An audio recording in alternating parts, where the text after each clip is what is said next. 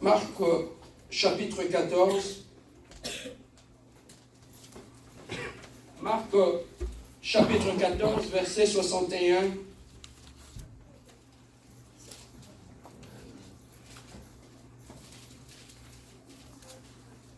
Marc chapitre 14, verset 61 à 63. Marc chapitre 14, verset 61 à 61. Je lis au nom de notre Seigneur Jésus-Christ. Jésus garda le silence et ne répondit rien. Le souverain sacrificateur l'interrogea de nouveau et lui dit, « Est-il le Christ, le Fils de Dieu béni ?» Jésus répondit, « Je le suis. Et vous verrez le Fils de l'homme assis à la droite de la puissance de Dieu et venant sur le nuée du ciel. » 63. Alors le souverain sacrificateur déchira ses vêtements et dit, « Qu'avons-nous encore besoin de témoins ?» 64. Vous avez entendu le blasphème. Que vous en vous sentez. Tous les condamnèrent comme méritant la mort. Tous les condamnèrent comme méritant la mort. Amen. Hein? Alors, bien aimé, hier nous avions commencé depuis vendredi une série d'enseignements que nous allons finir aujourd'hui, où nous sommes en train de parler sur la vie, la mort et la résurrection de notre Seigneur Jésus-Christ. Bien aimé, ces jours-là, ils ont pris des forces, ils l'ont amené chez le souverain sacrificateur. Les souverains sacrificateurs, ces gens-là qui étaient supposés guider le peuple de Dieu, orienter le peuple de Dieu dans leur relation avec Dieu. Mais curieusement, lorsque Jésus-Christ est arrivé, c'était la même personne qui commençait à s'opposer avec Jésus-Christ. Ils prétendaient connaître la vérité, mais ils ignoraient que celui qui était en face d'eux, il était lui-même la vérité. Ils supposaient connaître la parole de Dieu, mais ils ignoraient que celui qui était devant eux, c'est fugitif. Cette personne qui était condamnée, ils ignoraient que celui qui était depuis le commencement, qui était la parole, et la parole qui était Dieu. Mais à cause de l'ignorance, ils sont allés crucifier Jésus-Christ. Bien aimé, je vais juste rapidement ouvrir une parenthèse. S'il y a une chose qui peut faire en sorte que ta vie soit un échec, c'est d'abord l'ignorance. L'ignorance tue. L'ignorance, bien aimé, rend esclave. L'ignorance dans la vie, bien aimé, peut faire tourner sur une même place pendant des années et des années. Voilà pourquoi la parole de Dieu, Dieu dit dans sa parole, vous connaîtrez la vérité, et la vérité fera quoi? C'est ce que la vérité qui a franchi. Mais quelle est la vérité qui a franchi? Amen. Hein? Quelle est la vérité qui a franchi? La vérité qui a franchi, c'est cette parole. La parole de Dieu. Alors ces jours-là, le souverain sacrificateur, comme selon la loi juive, suivez-moi bien, comme selon la loi juive, tout celui qui s'est déclaré Dieu devait être mis à mort. Donc tu ne peux pas te dire que tu es Dieu et que c'était comme une sorte de blasphème. Tu ne peux pas dire que tu es Dieu. Et curieusement, Jésus-Christ est cet homme qu'on voyait marcher avec 12 personnes, marcher avec des fois des hommes et des femmes. Curieusement, il commençait à se déclarer qu'il était le Messie, il était le Christ, il était le Fils de Dieu. Et ce bruit est allé jusque chez le souverain sacrificateur. Et bien aimé, ils sont allés, ils l'ont arrêté. Comme il est tombé dans la loi juive, il a dit qu'il était Dieu. Ils l'ont arrêté et lui, il était déjà condamné à mort, selon les Juifs. Donc cette personne ne pouvait plus rester en vie parce qu'il avait dit qu'il était Dieu. Et ils l'ont pris, ils l'ont amené jusqu'au chez le souverain sacrificateur. Ça, c'était le vendredi. En l'amenant au devant du souverain sacrificateur, la Bible nous dit, comme à ce moment-là, le juif était sous la juridiction romaine, il ne pouvait pas tuer directement Jésus-Christ parce que le Romain, c'est elle qui contrôlait, qui l'a contrôlé. Alors, comme il ne pouvait pas le tuer, on va l'amener chez les chefs romains. Les chefs romains qu'on a amenés, c'était qui? C'était Ponce Pilate. Et ce jour-là, toute l'humanité regardait. Celui qui était Dieu, on commençait à le traiter comme un malfaiteur, comme un voleur. Ils l'ont amené, bien aimé, ce jour-là, devant Ponce Pilate. Et Pilate a regardé Jésus-Christ et a dit, de quoi vous l'accusez? Ils ont dit, mais cet homme a dit qu'il était le Christ, le Fils de Dieu, donc il était Dieu. Pilate a dit, moi, je ne vois rien dans tout ce que vous l'accusez de politique, parce que lui, il était le procureur. Il dit, je ne vois rien de politique, il n'est pas même pas un danger pour notre pays, pourquoi vous voulez le tuer? Ils ont dit, non, non, comme toi, tu veux prendre sa défense, on va aller parler à César. César, c'était comme leur chef, son chef. On va aller voir César. On va dire que toi, tu prends des décisions qui n'honorent pas César. Donc, cet homme doit mourir. Et sous cette pression, Pilate, il a demandé de l'eau. Il a dit, moi, en lui, je vis un innocent. Je n'ai pas vu un coupable, mais je vais laver mes mains devant vous, pour que le sang de cet homme ne tombe pas sur moi. Il avait ce jour-là lavé ses mains, et ils ont dit, comme toi, tu ne peux rien faire, nous allons le tuer. Ils ont pris la croix, ils l'ont mis sur les épaules. Ils ont dit, va, on va aller l'amener à Golgotha. C'est là qu'on va le tuer. Je me mets à la place de Marie, ton enfant, que tu as vu grandir à l'âge de 33 ans, que tu vois tout le monde de gauche à droite en train de demander, de réclamer sa mort. Mettez-vous à la place d'une mère. Que tu suives ton enfant avec une croix dans ses bras, jalonnant les chemins de la croix, et que tout le monde criait, il doit être nourri, il doit être mort. Alors que cet homme avait nourri les gens qui avaient faim. Il avait guéri des gens. Il avait sauvé des hommes. Il y avait des femmes qui pleuraient. Il y avait des hommes qui étaient là qui pleuraient. Et jusqu'à ce qu'il est tombé. Pendant que les femmes s'approchaient de lui avec une croix, les femmes déchiraient leurs habits, voyant la souffrance de cet homme. Et Jésus-Christ leur a regardé, il a dit, ne pleurez pas pour moi, pleurez pour vos enfants. Parce que Jésus-Christ savait que lui, il était en train d'accomplir sa mission. Mais vous, femmes, vos enfants, ils ne me connaissent pas. Pleurez pour l'ignorance de vos enfants. Mais moi, je suis en train d'aller accomplir ma mission. Bien aimé, ils étaient en train de le pousser à la mort. Demander la mort. Pour le pousser au mal. Je vais juste ouvrir rapidement une parenthèse. Bien aimé, il y a certaines souffrances dans la vie. Ce ne sont pas des souffrances. Si Dieu a permis que tu traverses cette humiliation, cette souffrance, c'est parce que Dieu était en train de te pousser vers ta destinée. Sur le chemin de la destinée, ça peut paraître comme une malédiction te suit. Mais Dieu est en train de te positionner pour t'amener dans ton endroit. Je reviens encore à ce que j'avais dit pour l'avion.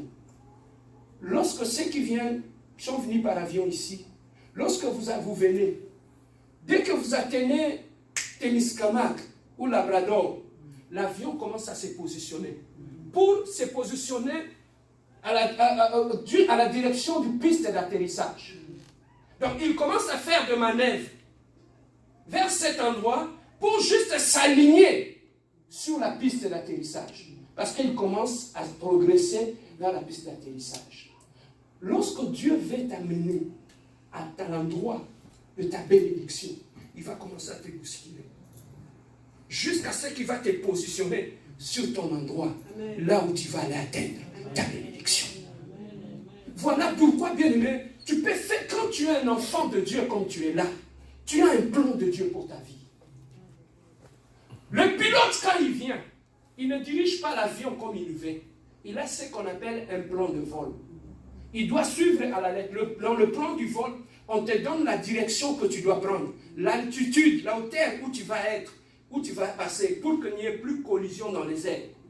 Tu dois respecter les altitudes, toutes les recommandations. Et tout cela, on te les donne avant que tu montes dans l'avion, quand tu es pilote, et que tu dois le respecter. C'est comme ça aussi dans la vie. Lorsque nous sommes nés sur cette terre des hommes, il y a déjà eu un plan que Dieu avait déjà pour toi et pour moi. Mais lorsque nous sommes arrivés sur cette terre des hommes, nous nous étions perdus. Amen. C'est comme lorsque tu viens chez moi. Tu es sur l'autoroute, tu perds ton chemin. Tu vas à gauche, tu vas à droite. Et curieusement, tu te rappelles que sur ton téléphone, tu as un GPS. Tu introduis mon adresse. Tu mets mon adresse. Quand tu mets mon adresse, le GPS, il va te faire faire le demi-tour jusqu'à te positionner sur le parcours qui va amener jusqu'à... Yes. C'est ça qui arrive. Nous étions dans le monde. Lorsqu'on a commencé à nous prêcher la bonne nouvelle, la parole de Dieu, c'est comme notre GPS. Il commence à te positionner jusqu'à ce que tu vas voir ta position normale. Lorsque, bien aimé, dans ta vie, Dieu commence à te positionner. Quand tu étais dans une mauvaise relation, pourquoi? Parce qu'il va te positionner. Parce que tu n'es pas là où tu devais être. Quelquefois dans la vie, pourquoi nous ne sommes pas bénis? Nous ne sommes pas bénis parce qu'on n'est pas là où on était supposé être. Lorsque Dieu commence à te positionner, jusqu'à te placer dans la position du piste de ton atterrissage, tu vas perdre les amis. Dieu peut te faire tourner de 45 degrés. Tu allais dans cette direction-là, il t'échange. Et lorsque Dieu commence à mettre, je te le dis parce que c'est ce que Dieu est en train de faire maintenant dans ta vie. Ça peut paraître comme une malédiction. Ma porte est bloquée. Pourquoi Dieu permet cela? Dieu est en train de fermer des portes ici pour t'orienter dans la bonne direction.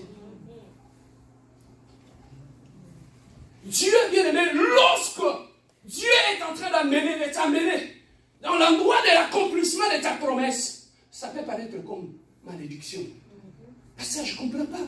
Les choses sont en train de se bloquer. Voilà pourquoi je dis toujours aux gens, quand tu pries, tu gênes, tu trouves que la situation ne change pas.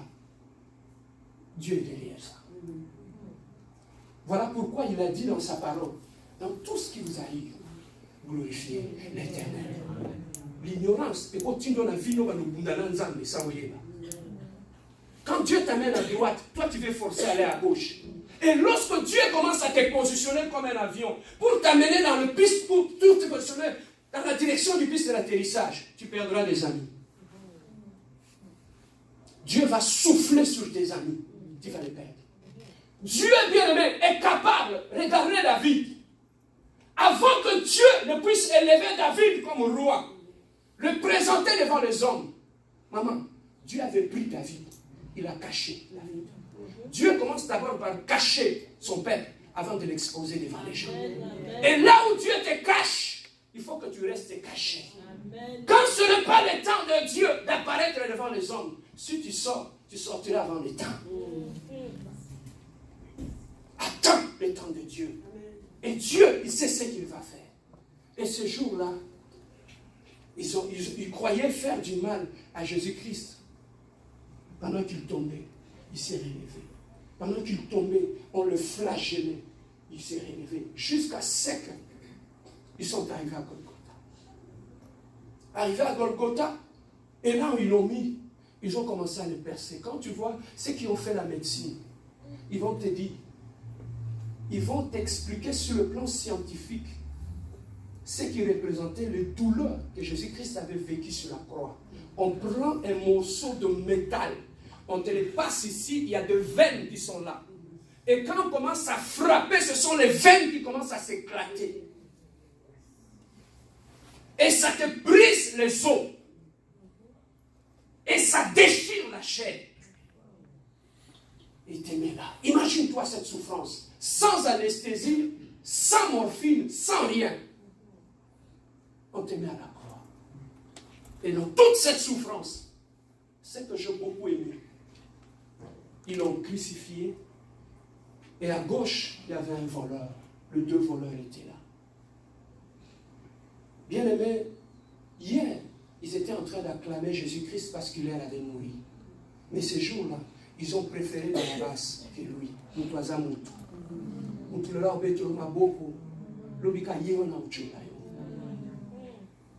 Voilà pourquoi, bien aimé,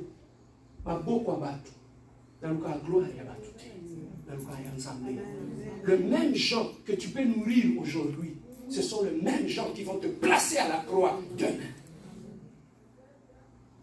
Ça, c'est notre vie en tant qu'enfant de Dieu. Nous allons vivre toujours toute cette réalité-là. Et il y avait à gauche, il y avait les deux voleurs. Hier, le pasteur César nous a dit, parmi les deux voleurs, parmi les deux, pourquoi je prends le temps d'expliquer ces choses-là? Sur la prédication de la croix, c'est là que la vie chrétienne est assise.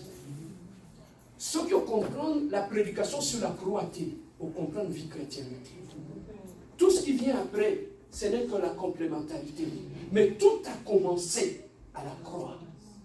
Si tu n'as pas compris l'aspect spirituel de ce qui s'était passé à la croix, voilà pourquoi ta vie chrétienne est en train de balancer. Parce que tu ne sais pas pourquoi lui, il est allé à la croix. Ils ont mis un voleur à gauche et à droite. Ils l'ont crucifié. Mais l'autre voleur qui était là, il a dit à Jésus, il a dit, mais tu disais que tu es Messie, non? Sauve-toi toi-même. Mais pourquoi tu es ici avec nous? Pourquoi tu es ici? Alors, celui qui était à gauche, il a dit, papa, lui il est bon, c'est nous autres. Lui il est innocent.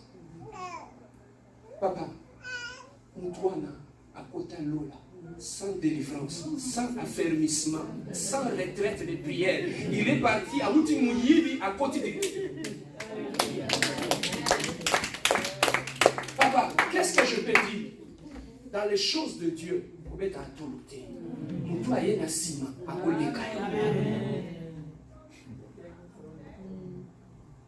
Papa, vous avez que Mouyibi, Pierre, mais Mouyibi à côté de l'eau là-bas. Ne jugeons pas dans la balance. Tout ça a précédé. Ici, à l'église, la compassion, nous sommes un centre de restauration. Il y a Kandimoza, de Jigeyote, Vandana Yo Kalilopa, Lilobande ou Sokolayo, et Pessofor, et au Komsomu. On n'a pas de loi ici. Quand tu viens à l'église, il faut porter comme ça, il faut être comme ça, il faut être comme ça. Non. Reste là, écoute la parole. Amen. C'est la parole. On ne peut pas dire de tout ça, hypocrite l'église. Les gens ont changé avant d'être exposés à la parole. Ils ont changé pour le pasteur, ils ont changé pour maman pasteur, ils ont changé pour tous ces gens-là. Avant, ce n'est pas le pasteur qui change, c'est la parole de Dieu qui change. Et ces jours-là, bien-aimés, le voleur est entré au paradis. Donc Dieu a voulu nous enseigner la grâce qui était là. Que la grâce qui avait fait en sorte que le voleur puisse entrer au ciel, cette grâce est encore disponible aujourd'hui. Cette grâce est là. Cette grâce est pour toi. Et ce jour-là, la Bible nous dit, il avait trouvé la mort, ils ont percé ses côtes, le sang et l'eau étaient sortis et il avait rendu l'âme. Pendant qu'il avait rendu l'âme, il y avait un monsieur qu'on appelle du nom de Simon de Cyrène, Simon d'Alimenté, tout ce monde-là. Maintenant, qui devait prendre le corps de cet homme? Simon a dit, lui, il avait le sépulcre. Là où il avait le sépulcre, c'était au milieu des riches. C'était comme il y avait un endroit où on enterrait les pauvres. Mais il y avait aussi un endroit où on enterrait les riches. Mais là où on enterrait les riches, les gens achetaient leurs tombes. Et lui, il a dit non. Moi, je n'étais pas son disciple, mais je le suivais de loin. Donnez-moi le fils que le corps de mon Seigneur. Je vais aller l'enterrer au milieu des riches. La place qui était à lui, là où on devait peut-être l'enterrer, il a donné cette place. à Jésus-Christ, à Dieu. Amen. Yaya, cet homme, il ne prêchait pas. Il n'était pas un apôtre. Mais partout au monde, on cite le nom de cette personne. Pourquoi? Parce qu'il avait donné une place au corps du Christ. Bien aimé, aujourd'hui, peut-être nous n'avons plus le corps où nous pouvons mettre à la tombe. Mais tout ce que tu fais pour Dieu dans son rêve, Dieu te bénira. Amen. Bien aimé, ici, à l'église de la Compassion, nous sommes sur une bonne terre. Ah, pasteur la mouille du bazar. Quand je travaille, j'ai mon travail. Ici, lorsque tu sèmes sur cette terre, tu verras toi-même comment tu vas être béni. Amen. Hein? Alors, ce jour-là, il est allé à la croix, on l'a crucifié, il est mort. Mais qu'est-ce que nous pouvons retenir de la mort et de la résurrection de Jésus-Christ? Bien aimé, Jésus-Christ, lorsqu'il est mort à la croix, il avait été enterré. Et là où il était enterré, la Bible nous dit, le premier jour où il était enterré, il est allé au séjour des morts. En descendant dans le séjour des morts, il est allé enseigner ce qui était la Bolinoa. Il a enseigné les vivants et il est allé au séjour des morts enseigner les morts. Deuxième jour, il continue à enseigner. Troisième jour, le dimanche matin, il y avait deux femmes. Deux femmes, papa,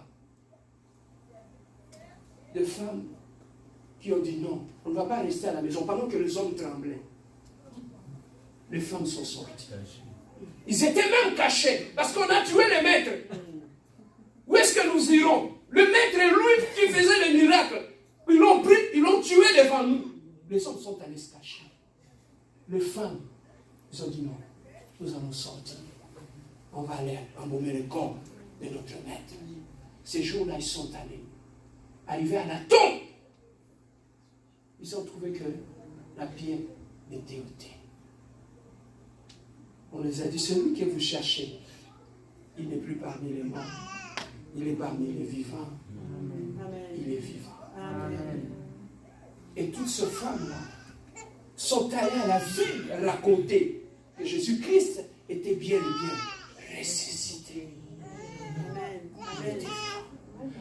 Mais les Romains, les Juifs, les souverains sacrificateurs, parce qu'on avait mis des militaires pour protéger la tombe de Jésus, pour dire que pour qu'on ne vole pas son corps.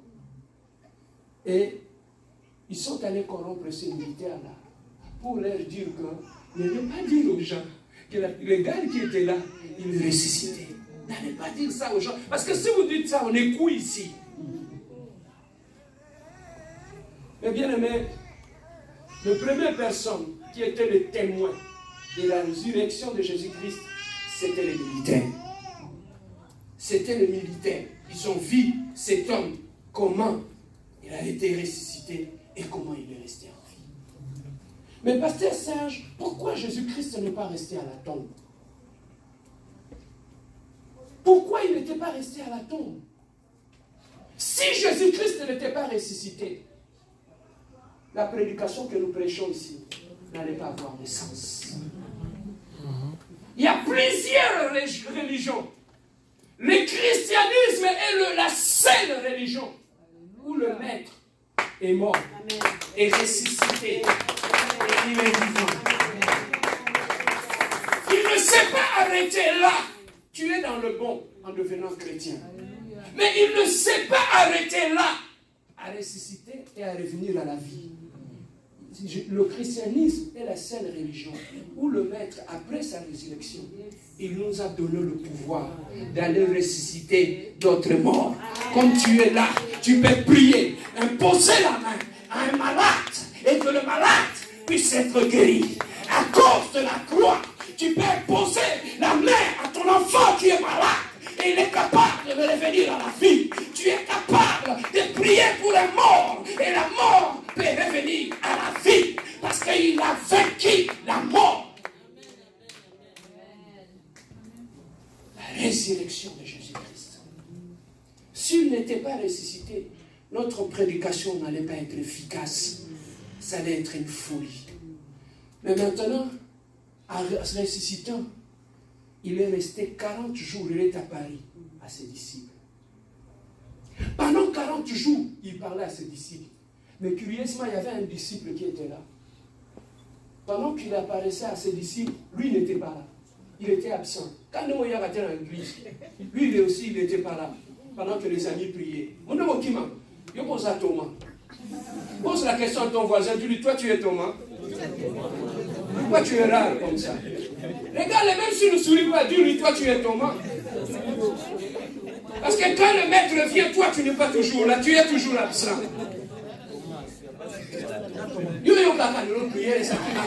Mais tu n'es pas là. Amen. Hein? Et lui, il était Thomas. Lui, il était là, il n'était pas là. Et la Bible nous dit, Jésus-Christ est apparu aux disciples. Il a dit, pourquoi vous ne me croyez pas? Touchez à mes mains. Ils ont touché au trou de Jésus-Christ. Regardez là où on m'a bercé. Ils ont touché, ils ont vu les trous. Papa, le vrai christianisme, quand Dieu passe, quand tu es passé par la croix, le vrai christianisme, le marque va rester sur ta vie. Amen. Amen. Oh, regarde. Dis-moi, tu es passé par la croix. Où sont les marques sur ta main? Où sont les marques? Où sont? Montre-moi tes côtes si tu es bercé. Le christianisme ne consiste pas en paroles. Ça, c'est des montres. Montre-moi où c'est tes mains. Montre-moi tes mains si tu es passé par la croix. Quand tu as dit on sent de la main cassée. Quand tu as dit voilà, j'ai prié. Moi, tu es au paix là. Les lots, les je bats toi, ça va pas. Parce que là, nous, on priait. Le ciel s'ouvrait, c'est bien. Mais aujourd'hui, aux Awa. Ils sont mes disciples. Tout n'a pas vu les mots. Où sont les signes aujourd'hui? On s'en de la montre aux pays. Mais le nom comment qui m'a prié. Et ces jours-là, ils ont montré la marque à Jésus. Jésus les a montré la marque. Et il est parti. Là, ils ont crié. Mais Thomas n'était pas là. Quand Thomas est arrivé, comme toi, tu viens toujours en retard. Thomas est arrivé. Qu'est-ce qui se passe? Il dit, mais le maître était là. Il dit, non, le maître, il est mort.